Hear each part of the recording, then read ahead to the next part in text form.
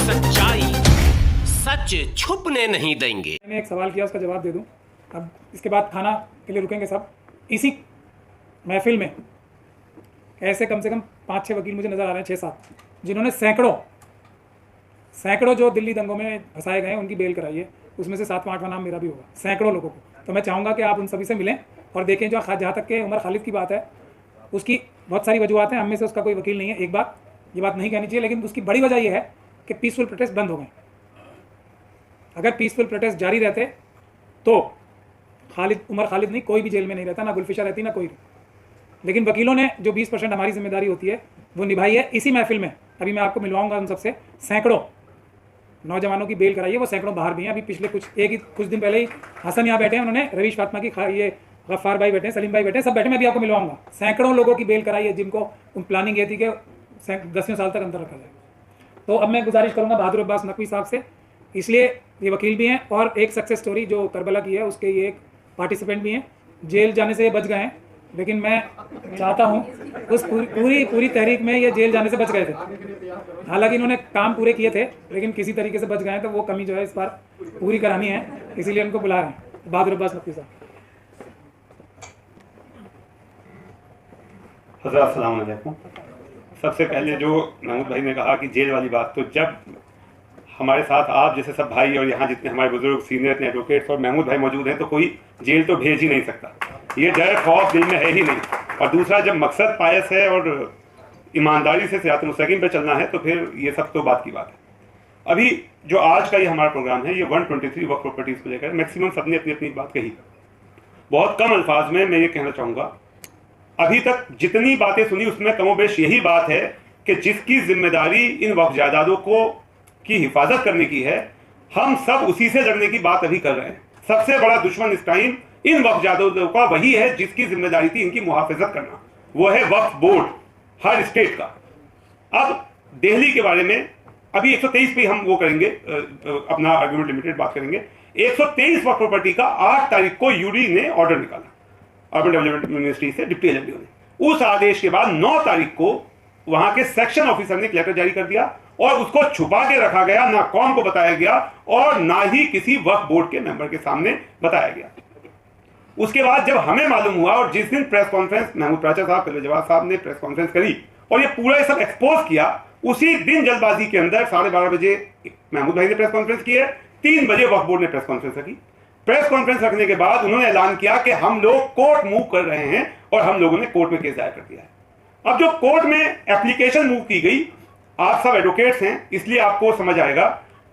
Court में 123 वक्फ जायदाद का क्लेम ये करने गए कि जो सेंट्रल गवर्नमेंट ने कहा है कि ये लैंड हमारी, ये गलत है, ये गजटेड वक्फ हमारी, ये जायदाद हमारी है। तो उसके लिए जो एप्लीकेशन मूव की जाएगी उसके अंदर ऑनरशिप के डॉक्यूमेंट लगने चाहिए थे, रेवेन्यू के दस्तावेज लग सकते थे। सबसे अहम डॉक्यूमेंट जो गजट नोटिफिकेशन है इन 123 वक्फ जायदाद के, वो तो लगने ही चाहिए थे कम से कम। वो तो भारत सरकार का डॉक्यूमेंट है, रेवेन्यू रिकॉर्ड है और दुनिया जहां के दस्तावेज हैं। उस एप्लीकेशन के अंदर जो दस्तावेज लगे वो कुल लगे 4 अखबारों की कटिंग, एक कांग्रेस के किसी उसका ट्विटर अकाउंट, एक दूसरा फेसबुक का स्क्रीनशॉट, एक अखबार की कटिंग के साथ सब लोग कह रहे हैं कि वक्फ बोर्ड ने ये जायदादें लुटा दी है इसलिए स्टे दिया जाए। आप बताइए क्या इस एप्लीकेशन पे स्टे मिलना था? ये एप्लीकेशन है, एक प्रॉपर्टी का एक दस्तावेज नहीं है, जिसे चाहिए वो मेरे पास मौजूद है, पूरी एप्लीकेशन मैं भी आपको दूंगा उसकी।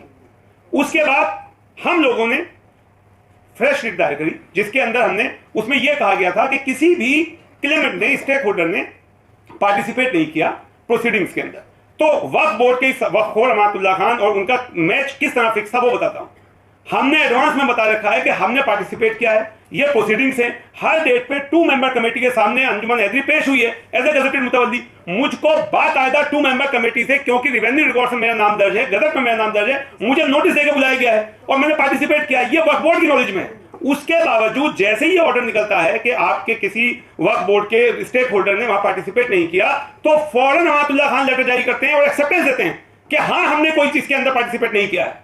हालांकि बात यह थी जो हमने भी दायर करी कि यह झूठ है, सरासर झूठ है कि किसी ने पार्टिसिपेट नहीं किया। उसके अंदर मुतवल्लियान ने, वक्फ बोर्ड के स्टेक होल्डर्स थे जिनके रेवेन्यू, और खाली मैं नहीं हूं, अभी जो यहां पर आपके इंडिया गेट के ऊपर जम मस्जिद है वहां के इमाम साहब आए थे, उन्होंने भी अपने डॉक्यूमेंट जमा किए। बहुत सारे मुतवल्ली हैं जिन्होंने 2 मेंबर कमेटी के सामने अपने डॉक्यूमेंट जमा किए। और ऑर्डर भी जो नोटिफिकेशन निकला था उसमें यह था स्टेक होल्डर्स या दिल्ली वक्फ बोर्ड अपने जो है दस्तावेज सबमिट करे। मगर उसको इमीडिएटली अमानतुल्लाह खान ने एक्सेप्टेंस दी कि साहब कि हाँ हमने कोई रिप्लाई नहीं दिया है।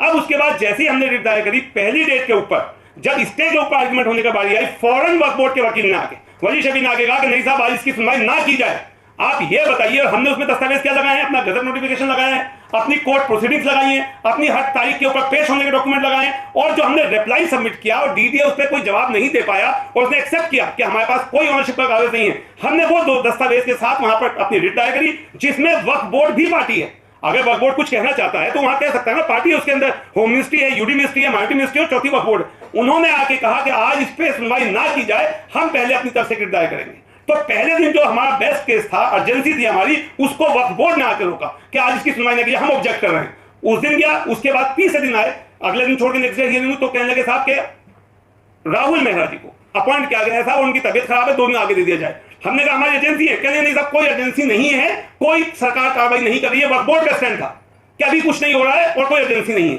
उस दिन फिर उन्होंने टलवाया, 1 हफ्ते तक लगातार 3 बार वक्फ बोर्ड ने आके जो है हमारे काम के अंदर जो स्टे 123 वक्फ प्रॉपर्टीज को मिल सकता था उसके ऊपर आर्गुमेंट नहीं होने दी। और फिर जब आखिरकार ये मंडे को आर्गुमेंट होने की बारी आई तो राहुल मेहरा साहब ने आके पूरा उल्टा आर्गुमेंट ये किया कोर्ट के अंदर, लाइव लॉ ने भी इसको किया है कि साहब ये 110 साल पुराना डिस्प्यूट है ओनरशिप का, जबकि फैक्ट ये है, मतलब जज को हमारी एप्लीकेशन ये है, there is no dispute, already gazette notification है, ऑलरेडी हम पोजीशन में है, इसका सेक्शन 4 सेक्शन 6 एक्विजिशन का हुआ ही नहीं है, इन प्रॉपर्टीज का सेक्शन 4 सेक्शन 6 जब हुआ ही नहीं, एक्वायर नहीं हुई, कंपनसेशन ही नहीं दिया गया, तो ओनरशिप ट्रांसफर का सवाल कहां से आ गया? हमारी ये आर्गुमेंट है। और उन्होंने आगे पूरी आर्गुमेंट आधा घंटा में ये करी कि 110 साल पुराना डिस्प्यूट है, अंग्रेजों ने नई दिल्ली बनाई, आधा घंटा वो यही सुना। तो जज साहब ने कहा था ये तो बहुत पुराना डिस्प्यूट है, एक काम करिए 15 तारीख को आइए। मतलब जो कोई डिस्प्यूट ही नहीं था उसको इस तरीके से बनाया जा रहा है। तो इसके अंदर ये जरूरी है कि वक्फ बोर्ड के ऊपर भी देखिए, वक्फ बोर्ड के अंदर एक नुमाइंदे होते हैं जो हमारे में से ही होते हैं, जो बार काउंसिल से जीत के जाते हैं, अभी भी वो हैं उसके अंदर। तो जिम्मेदारी हम सबकी ये है, जो हम लोग जो उनसे बात कर सकें वो एप्लीकेशन में देता हूं कि ये जिम्मेदारी लीगल एडवोकेट की भी है, लीगल मेंबर की जिम्मेदारी भी है कि अगर चेयरमैन हरामखोरी कर रहा है, बेईमानी कर रहा है, चोरी कर रहा है, बेईमानी करके गलत एप्लीकेशन मूव कर रहा है, तो उसके खिलाफ उस मेंबर को तो आवाज उठानी चाहिए, या वो नहीं उठाएंगे। इसी तरीके से हमारी जायदादें आप और हम यहाँ कुछ भी कर लें, अगर बोर्ड के अंदर ये तमाशा चलता रहेगा तो किस तरीके से हम कामयाबी करीब पहुंचेंगे। तो इसके लिए बहुत सख्त जरूरत है। मैं आप लोगों से गुजारिश करूं कि कोर्ट के अंदर में मेरे नाम से और बिलजवार साहब के नाम से पिटीशन थी, जो ये मैंने देखा जो हो रहा है वो आपको बताना चाहा। इसके साथ में भी करबला की बात आई। देखिए करबला के अंदर भी वक्फ बोर्ड का रवैया क्या रहता है। हम लोगों ने 50,000 गज जगह आजाद कराई, जिसमें आप मेरे काफी एडवोकेट्स हमारे उसके साथ थे, फैचर साहब उसकी लीड कर रहे थे, हमारे यहाँ सदर साहब नैयर साहब मौजूद हैं, जानी साहब हमारी कमेटी के काफी लोग मौजूद हैं, अली भाई मौजूद हैं, भी उन्होंने बताया। वहां पर कोर्ट के अंदर वक्फ एक्ट के हिसाब से अभी बात चल रही थी किराया कितना होना चाहिए, जो हाँ, तो वक्फ एक्ट के तहत 2.5% रिजर्व प्राइस रेंट का होता है।